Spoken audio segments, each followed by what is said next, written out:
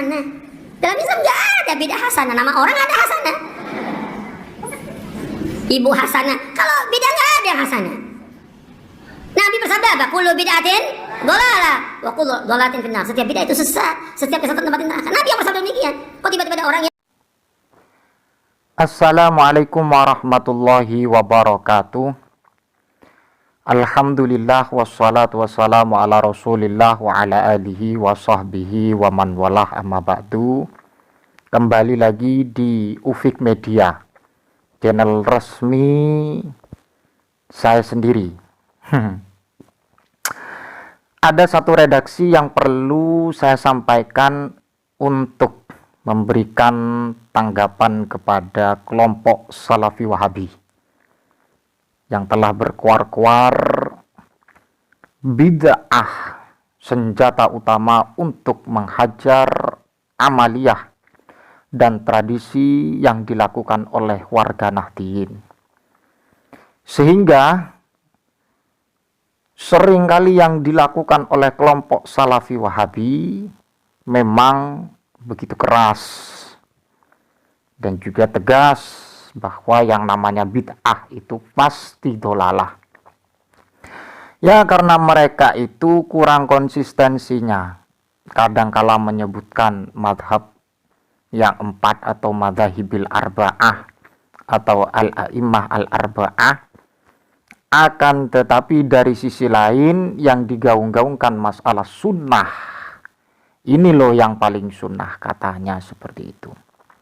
Ada satu redaksi yang perlu saya sampaikan yang pernah ditulis oleh beliau, Al-Imam Al-Hafidz Jalaluddin As-Suyuti. Siapa yang tidak tahu beliau kalau memang pernah mengenyam pendidikan di pondok pesantren? Kitab beliau Haqiqatus Sunnah wal Bid'ah, Al-Amru Bittiba' wan Nahyu Anil Ibtida', karya dari Syekh Al-Hafidz Jalaluddin As-Suyuti.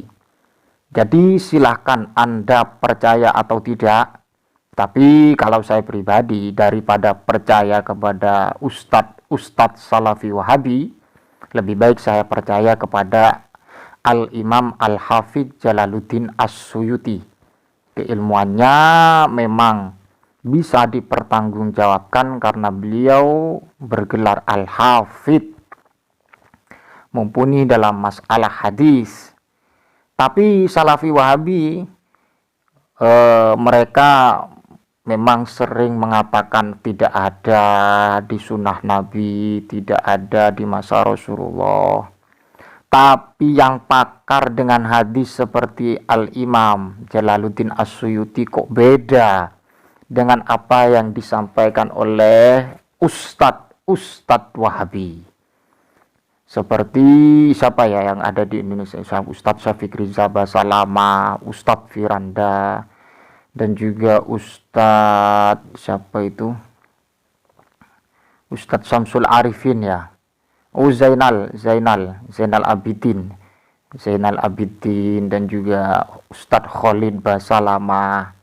Itu yang memang kental mendakwahkan sunnah sekaligus menganggap amaliyah yang ada di Indonesia yang dilakukan warga Nahdliyin itu tidak sesuai dengan sunnah. Dan juga ada lagi ustadz namanya Ustadz siapa itu, Jawas ya. Ustadz Jawas itu sering menggaung-gaungkan yang namanya syirik, bid'ah dhalalah, bid'ah madmumah, tidak ada yang namanya bid'ah hasanah. Oke, mari kita simak qala Al-Imam Asy-Syafi'i radhiyallahu an. Ini pendapat Al-Imam Asy-Syafi'i.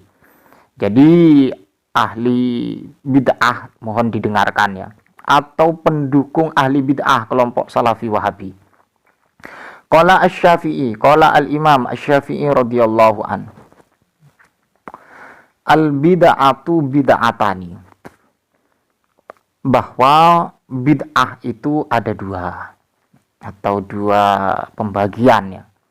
Bid'atun mahmudatun. Yang pertama adalah bid'ah mahmudah wa bid'atun mazmumatun. Dan kedua adalah bid'ah madmumah, bid'ah yang tercela. Kalau yang pertama bid'ah yang terpuji. Jadi dua pembagian ini memang statementkan, disampaikan, diutarakan oleh Al-Imam Asy-Syafi'i radhiyallahu an min ahadil a'immah al-arba'ah. Tapi kelompok Salafi Wahabi itu kok separuh-separuh, kadang ikut Syafi'i, kadang tidak ikut Imam Syafi'i, kadang ikut Imam Hambal, kadang ikut Imam Maliki. Jadi setengah-setengah, jadi kurang gentle ya, kurang gentle. Tapi kalau kita-kita yang memang notabene-nya mengikuti ulama dari warga Nahdien, ya kita kan al-akhdhu min ahadil a'immah al-arba'ah. Kita mengikuti salah satunya. Tidak perlu kita mengikuti secara keseluruhan dari 4 imam itu. Kembali kepada poin. Al-bid'atu bid'atani bid'atun mahmudatun wa bid'atun madmumatun. Fama wafaqa as-sunnata fahuwa mahmudun.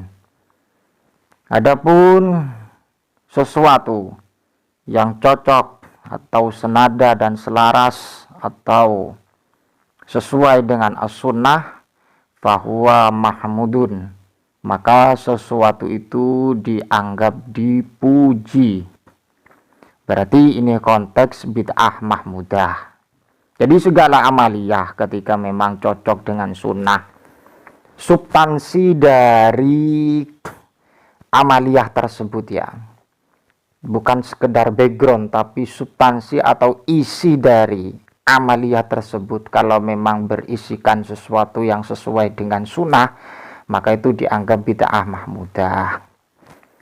Ya kalau saya kontekstualkan masalah tahlilan, haul, itu isinya bukan minta-minta Pak, tapi isinya zikir, sholawat, dan kemudian dihadiahkan kepada orang yang meninggal dunia, kan seperti itu. Wa ma khalafa as-sunnata fahuwa mazmumun. Dan jika sesuatu itu bertolak belakang dengan sunnah, maka itu dianggap sesuatu yang tercela. Jadi kalau memang amaliyah tersebut tidak sesuai atau menabrak kajian-kajian sunnah, kajian-kajian kitab, maka itu dianggap bid'ah yang tercela. Jadi bukan langsung kita putuskan bid'ah itu dolalah, ketika dolalah finar. Jadi warga Nahdien itu ya banyak yang masuk neraka. Jadi ini didengarkan ya bagi ustadz-ustadz Salafi Wahabi sekaligus pendukung dan kelompoknya atau warganya. Wahtaja biqauli Umar radhiyallahu an, dan Imam Syafi'i memang berhujah, berargumen terhadap dawuh atau pendapat Sayyidina Umar radhiyallahu an. Ni'matil bid'ah hadih. Jadi ini tendensi dari beliau Al-Imam Asy-Syafi'i. Jadi sahabat yang dimuliakan Allah Subhanahu wa taala, apa yang menjadi perdebatan itu memang konsepnya atau titik tekannya pada konsep bid'ah saja. Dari konsep bid'ah ini maka banyak kerangka yang memang dilakukan oleh kelompok Salafi Wahabi itu,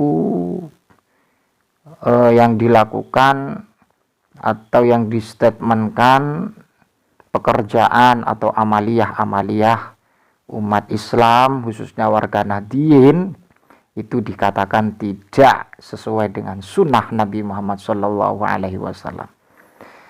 Jadi ini yang menjadi memang pokok pembahasan, yang menjadi pokok perdebatan masalah bid'ah.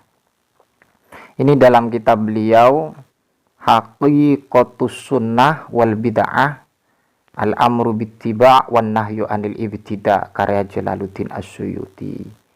Sahabat yang dimuliakan Allah Subhanahu wa taala, sahabat Ufik Media, mudah-mudahan bermanfaat. Ihdinas shiratal mustaqim. Assalamualaikum warahmatullahi wabarakatuh.